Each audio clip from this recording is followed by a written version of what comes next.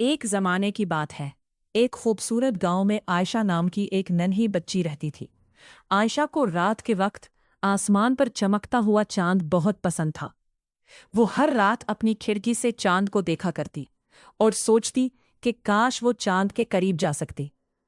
एक रात जब पूरा गांव सो रहा था, अचानक चांद से एक चमकती हुई किरण नीचे उतरी।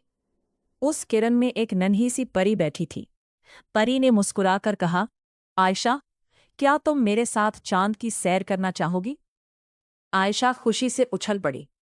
वो परी के साथ जादुई किरण पर सवार होकर आसमान की तरफ उड़ गई।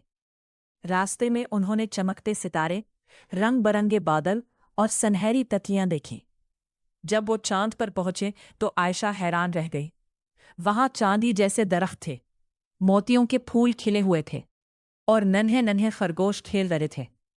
चांद के बादशाह ने आयशा का इस्तकबाल किया और उसे एक जादुई फूल तोहफे में दिया। बादशाह ने कहा, ये फूल सिर्फ अच्छे और मेहरबान बच्चों के लिए खिलता है।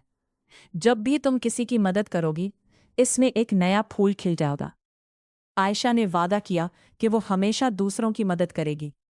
थोड़ी देर बाद सुबह जब आयशा जागी तो उसके हाथ में वाकई वो जादुई फूल मौजूद था। इस दिन के बाद आयशा सबके साथ मोहब्बत और मेहरबानी से पेश आने लगी।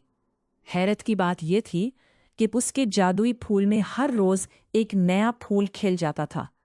और यूं आयशा ने सीख लिया कि दुनिया का सबसे बड़ा जादू मोहब्बत, मेहरबानी और दूसरों की मदद करना है।